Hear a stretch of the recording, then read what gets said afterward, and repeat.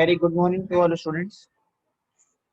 तो आज हम लोग कैरियोटाइप के बारे में बात करेंगे। जैसे लास्ट हमने ऑर्गेनिज्म का क्लासिफिकेशन देख लिया था, तो आज हम लोग डिस्कस करेंगे कैरियोटाइप के बारे में। कैरियोटाइप क्या होता है इसमें?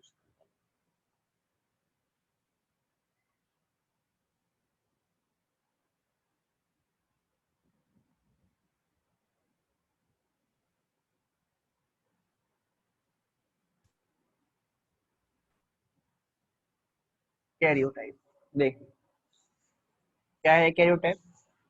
इसके बारे में हम ये कह सकते हैं, when all the chromosome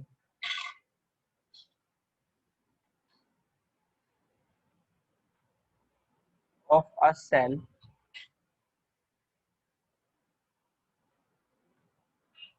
of a particular species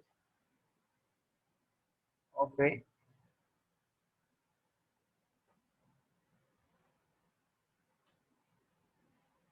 particular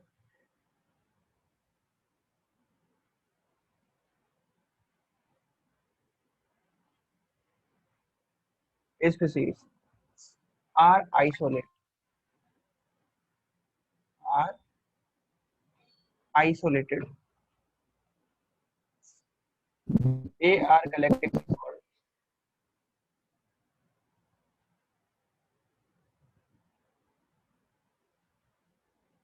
karyotype. तो इस पूरे को सबको मिला के हम क्या बोलते हैं? कैरियोटाइप बोलते हैं। ठीक है, एग्जाम्पल के लिए यदि हम ह्यूमन कैरियोटाइप देखें तो वो क्या होगा? ह्यूमन कैरियोटाइप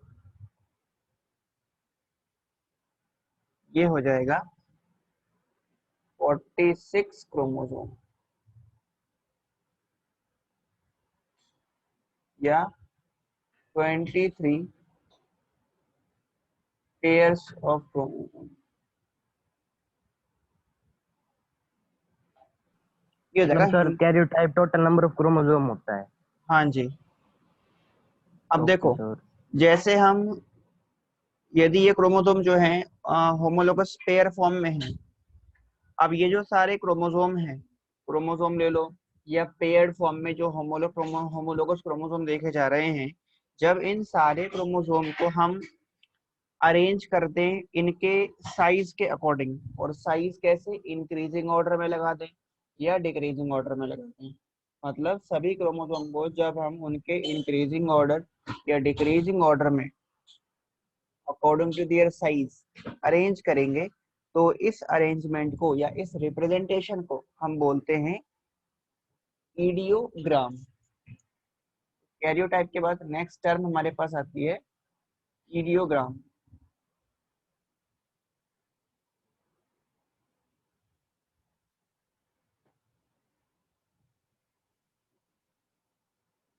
ईडियोग्राम क्या है देखिए, when these chromosomes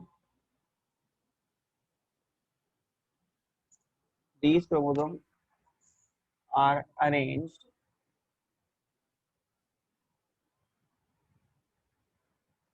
according to their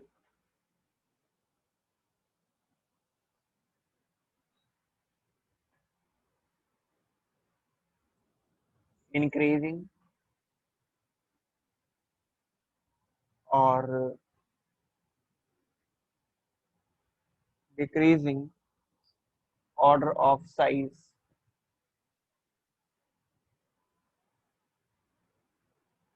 this arrangement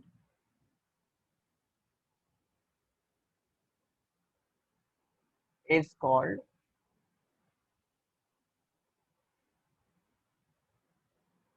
ईडियोग्राम। इस अरेंजमेंट को ईडियोग्राम बोलते हैं।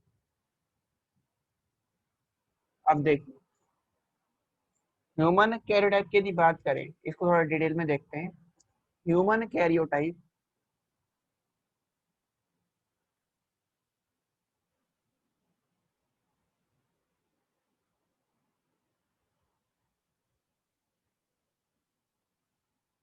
इसे एक्सप्लेन किया था।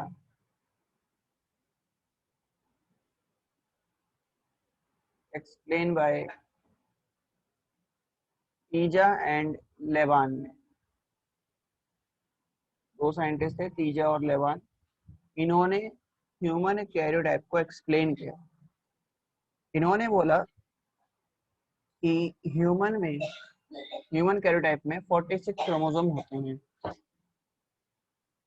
They said that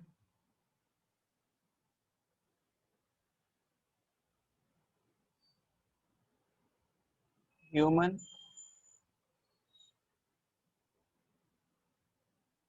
karyotype consist 46 chromosome. ये इन्होंने बताई थी बात कि ह्यूमन में 46 क्रोमोसोम है उसका कैरियोटाइप में, और इसको रिप्रेजेंट किया जाता है डेनवर सिस्टम के द्वारा। It is best represent by Denver system. ये साइंटिस्ट डेनवर ने दिया था। ह्यूमन कैरियोटाइप को रिप्रेजेंट करने का तरीका है। कैसे रिप्रेजेंट करते हैं, एक हम टेबल बनाएंगे और उस टेबल में समझते हैं डेनवर सिस्टम के बारे में, या डेनवर सिस्टम जो ह्यूमन कैरियोटाइप के लिए दिया गया है। देखिए, ये नोट कर लिया होगा आप सभी ने। अब हम डेनवर सिस्टम देखते हैं।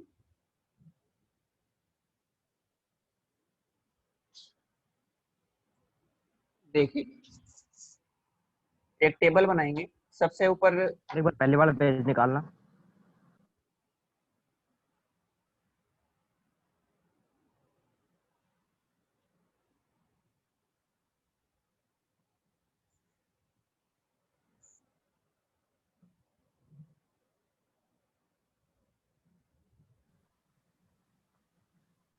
ऑल डन हो गया, नोट डाउन, आगे बढ़ जाएं। Yes sir.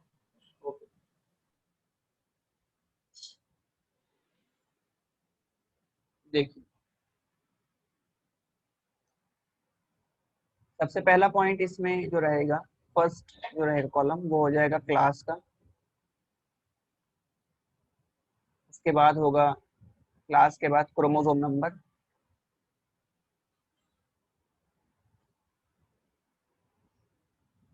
Chromosome number, chromosome number के बाद साइज, साइज के बाद होगा शेप, और उसके बाद सबसे लास्ट में रहेगा SAT, मतलब सैटेलाइट क्रोमोसोम। सैटेलाइट क्रोमोसोम या सैटेलाइट डीएनए उसके अंदर है या नहीं है। देखिए, फर्स्ट जो क्लास है उसमें आते हैं ग्रेड ए। तो पहली क्लास है grade A class. A grade class में क्रोमोसोम नंबर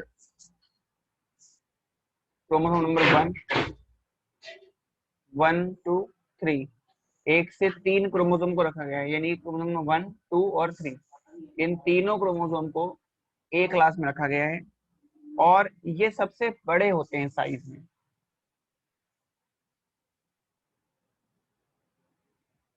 लार्जेस्ट साइज है इनका। ये क्रोमोसोम कैसे होते हैं शेप, ये क्रोमोसोम होते हैं मेटासेंट्रिक। मेटासेंट्रिक होते हैं, और इनमें सैटेलाइट डीएनए या सैटेलाइट क्रोमोसोम नहीं होता, इनके अंदर नहीं देखा जाता पहले 3 क्रोमोसोम। तो ये हो गई क्लास ए, ग्रेड ए। फिर आता है इसमें ग्रेड बी। फर्स्ट से थर्ड क्रोमोसोम बता रहा है या फिर फर्स्ट से थर्ड होमोलॉगस क्रोमोसोम, यानी बात पेयर्ड। वही है, पेयर की ही बात हो रही है। Okay sir. नेक्स्ट देखो, फिर है ग्रेड बी। ग्रेड बी की यदि बात करें तो इसमें आएगा क्रोमोसोम नंबर 4 to 5, तो 4 और 5 आएंगे। और ये होते हैं मीडियम लार्ज साइज के। मीडियम लार्ज साइज के होंगे। ये इनका शेप देखा जाए तो इनका शेप होता है सब मेटासेंट्रिक। ये है सब मेटासेंट्रिक, और इनमें भी सैटेलाइट क्रोमोसोम या डीएनए नहीं देखा जाता है। फिर आता है ग्रेड सी। ग्रेड सी में आता है क्रोमोसोम जो आएंगे वो आएंगे 6 to 12, 6 से 12 तक ग्रेड सी में आएंगे। इनका साइज होता है मीडियम, ये मीडियम साइज के होते हैं। और शेप देखेंगे तो इनका शेप भी सब मेटासेंट्रिक है।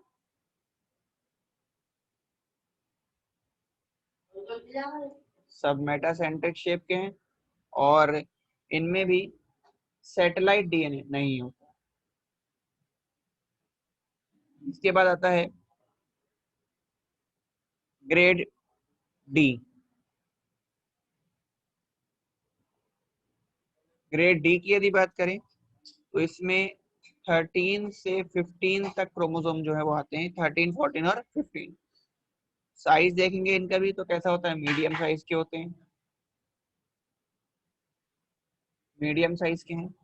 और शेप देखोगे तो एक्रोसेंट्रिक,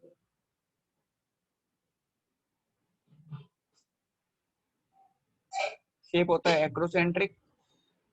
और इनमें सैटेलाइट क्रोमोसोम देखा जाता है।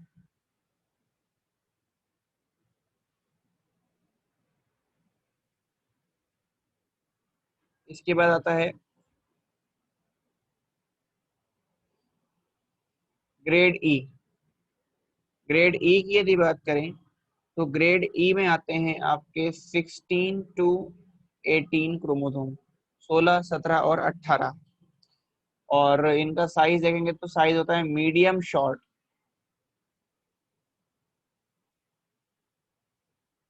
मीडियम शॉर्ट साइज के हैं ये। और इनका शेप देखोगे तो दो शेप शो करते हैं, मेटासेंट्रिक भी होते हैं और सब मेटासेंट्रिक भी होते हैं।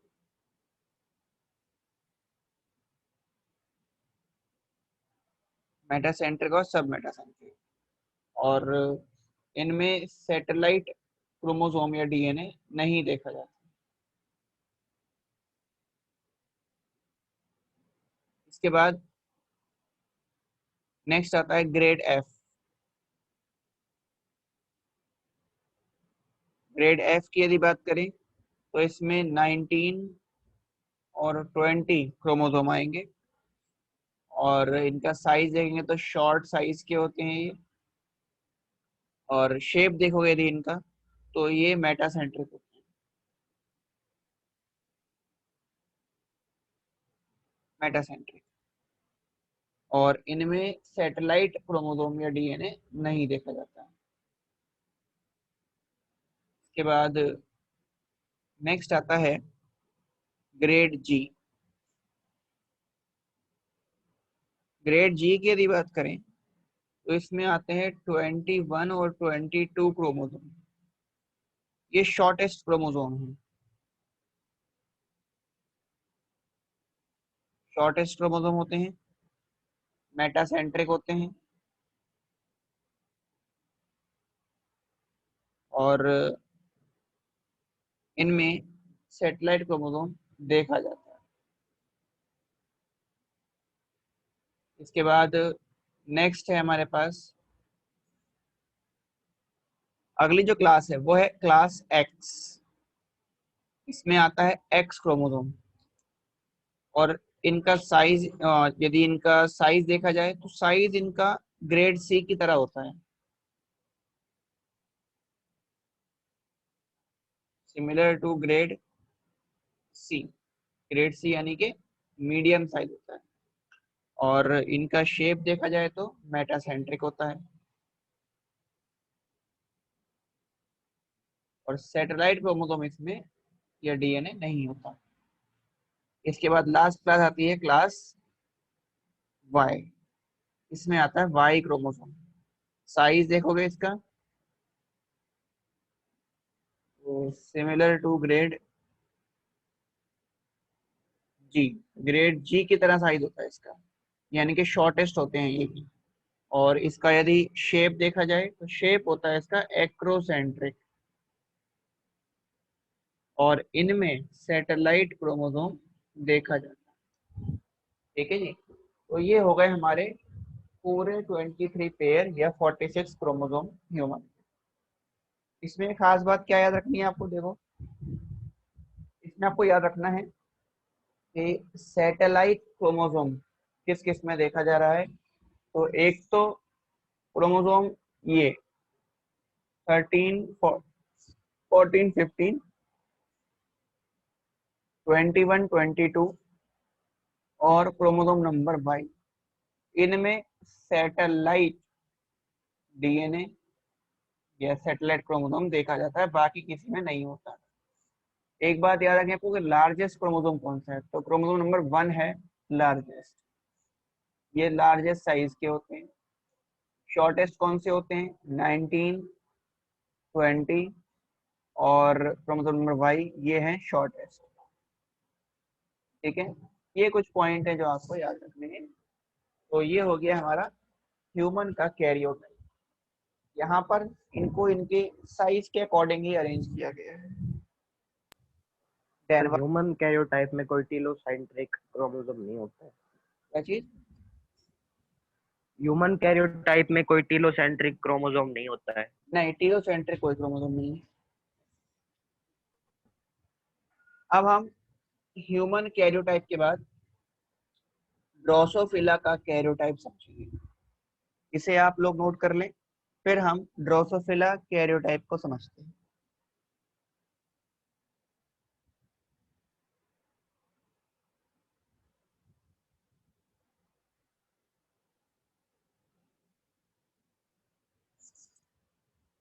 नोट। चलिए आगे बात करते हैं और ड्रोसोफिला का कैरियोटाइप देखते हैं।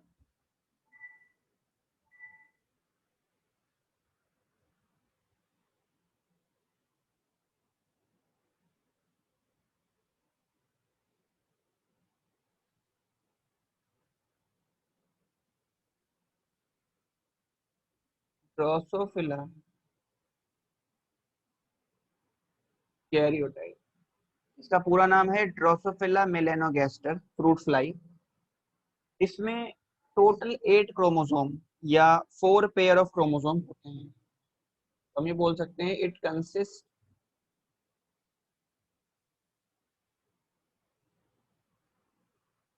ऑफ 8 या 4 pair of chromosome.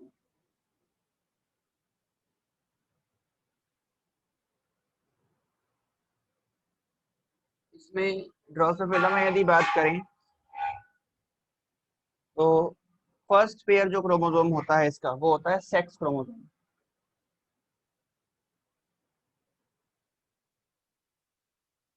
First pair of chromosome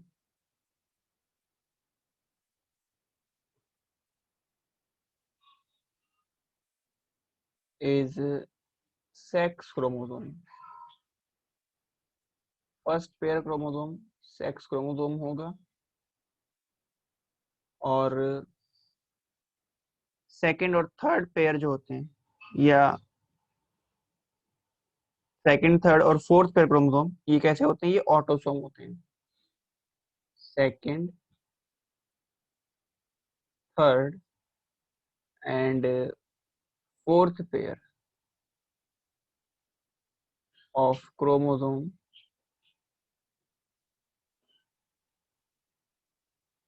are autosome. तो 3 पेयर ऑटोसोम है इसके पास। जो फोर्थ पेयर है इसका, वो शॉर्टेस्ट होता है। Fourth pair of chromosome is shortest.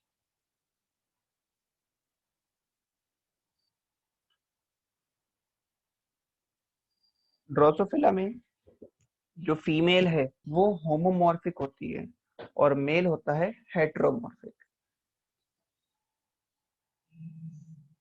तो ड्रोसोफिला में एक पॉइंट हम लिख सकते हैं ये स्टार मार्क करके, फीमेल females are homomorphic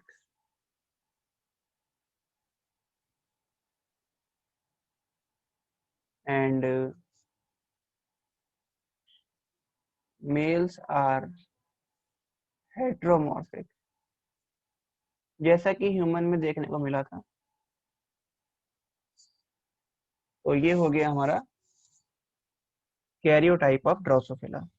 अब हम बात करते हैं, नेक्स्ट टॉपिक हम शुरू करते हैं यहाँ पर, और वो है सेक्स डिटर्मिनेशन।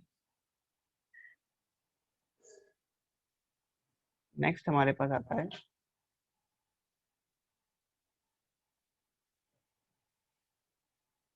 Sex determination. देखिए,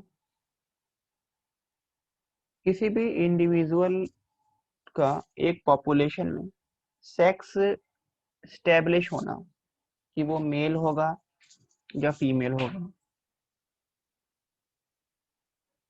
उसे हम बोलते हैं सेक्स डिटर्मिनेशन। तो सेक्स डिटर्मिनेशन का मतलब है the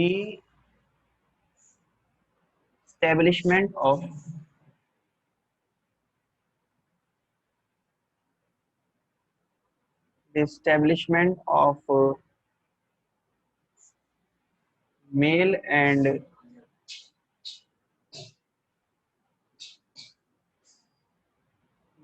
female individual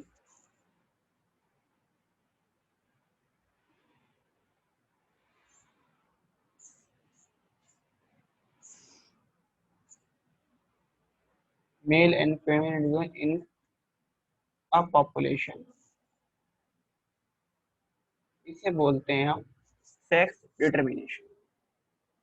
sex determination के यदि टाइप्स देखें तो इसके 3 टाइप हो सकते हैं। ये कुछ मेन टाइप का है और उन तीनों टाइप को हम वन बाय वन समझेंगे। तो हम बोल सकते हैं it is of 3 type. 3 type का है सेक्स डिटर्मिनेशन। कौन कौन सा है देखिए, सबसे पहला जो हम पढ़ने जा रहे हैं, फर्स्ट जो है वो है एनवायरमेंटल या non genetic sex determination.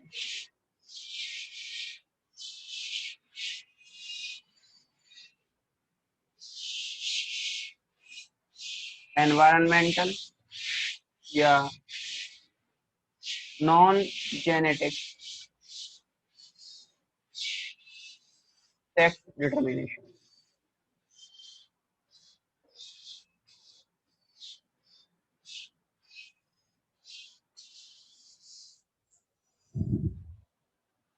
Environmental या नॉन जेनेटिक।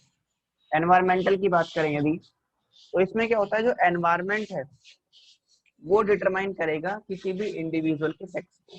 मतलब यहाँ एनवायरमेंट रिस्पॉन्सिबल होता है सेक्स को डिटरमाइन करने के लिए। तो हम ये बोल सकते हैं यहाँ पर इसमें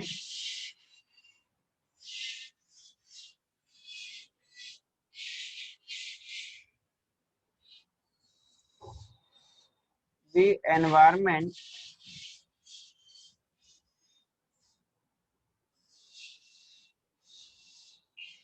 determine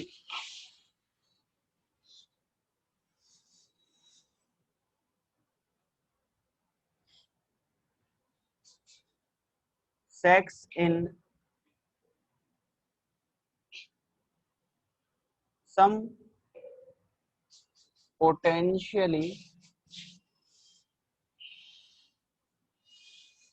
bisexual organism। जो बाइसेक्सुअल ऑर्गेनिज्म है, मतलब ऐसे ऑर्गेनिज्म जिसमें मेल पार्ट भी है फीमेल पार्ट भी है, उनमें सेक्स को डिटरमाइन करने के लिए एनवायरनमेंट रिस्पॉन्सिबल होता है। इससे कुछ एग्जांपल समझते हैं।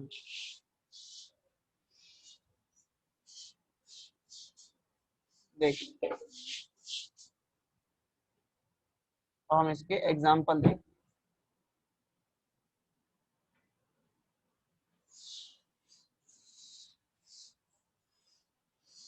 एग्जाम्पल देखें यदि, तो इसमें पहला आ जाता है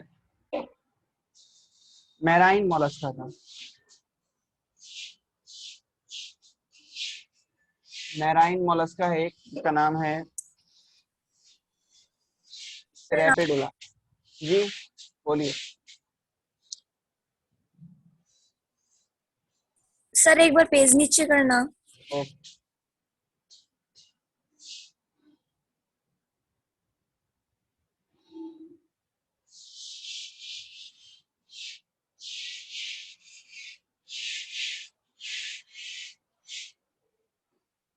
सर हो गया। ओके।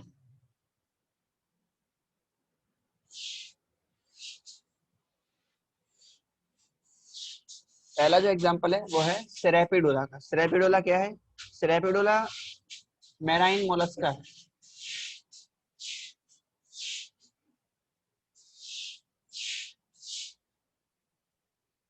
मैराइन मोलस्का है। ये क्या करता है? ये जब ये अलोन अकेले रहेगा सेरेपिडोला, तो ये प्रोड्यूस करेगा फीमेल, और जब कोई दूसरी फीमेल इसके साथ रहेगी, कंपनी जब किसी दूसरी फीमेल की होगी, तो ये मेल प्रोड्यूस करेगा।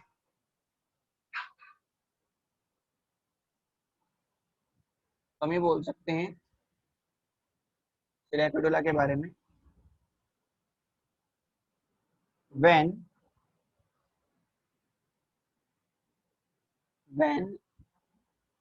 egg of Serapidola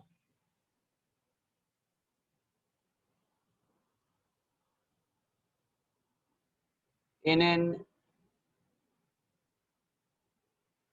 area is alone। Alone है जब इसके एग कोई दूसरी फीमेल नहीं है, अकेला सेरेपिडोला है, उसके एग वहां पर एक पर्टिकुलर एरिया में जहां पर कोई दूसरी सेरेपिडोला फीमेल प्रेजेंट नहीं है, तो क्या होगा? Then it hatches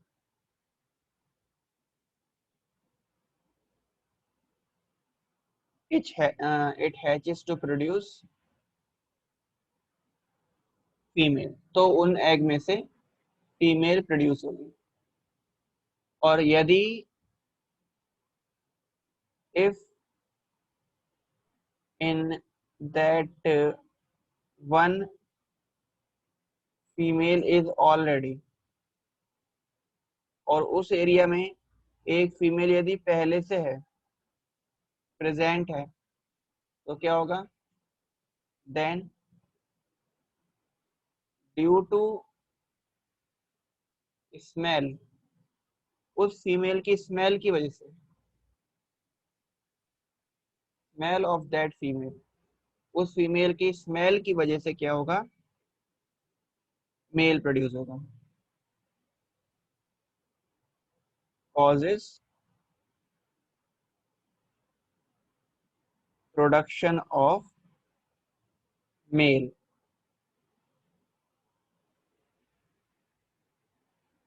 from hatches of that, ये एग जो है वो ब्रेक होंगे और इनसे मेल प्रोड्यूस होगा। तो ये हो गया सेक्स डिटर्मिनेशन सेरेपिडोला में। इसके बाद एक और एग्जांपल हम देखते हैं। एक मैराइन वॉर्म है जिसका नाम है बोनेलिया। बोनेलिया में कैसे होता है देखिए। नेक्स्ट एग्जांपल है बोनेलिया। बोनेलिया एक मैराइन वॉर्म है।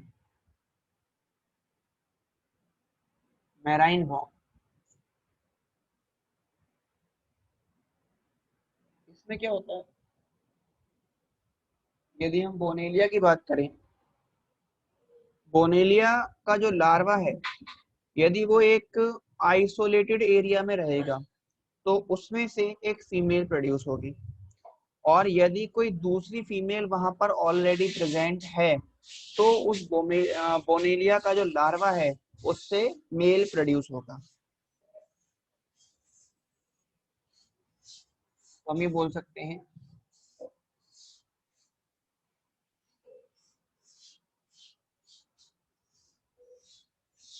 द लार्वा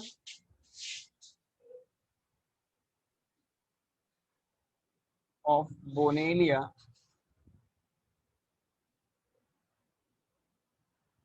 produce या develop into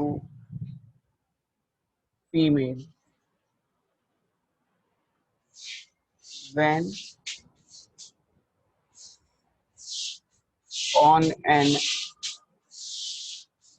isolated area, यदि ये एक आइसोलेटेड एरिया में होगा।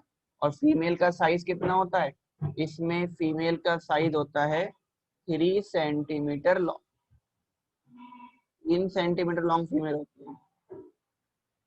और जब यही लार्वा बोनेलिया का जो लार्वा है ये जब किसी दूसरी फीमेल के साथ होगा,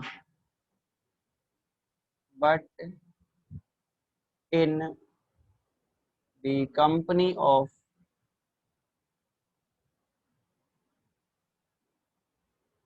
a female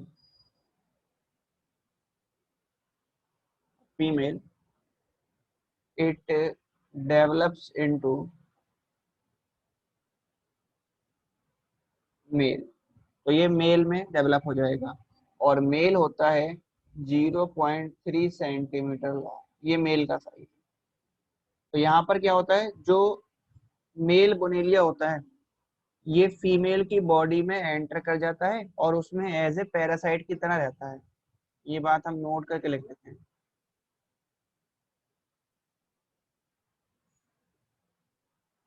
mail Bonellia enter into female body and leave as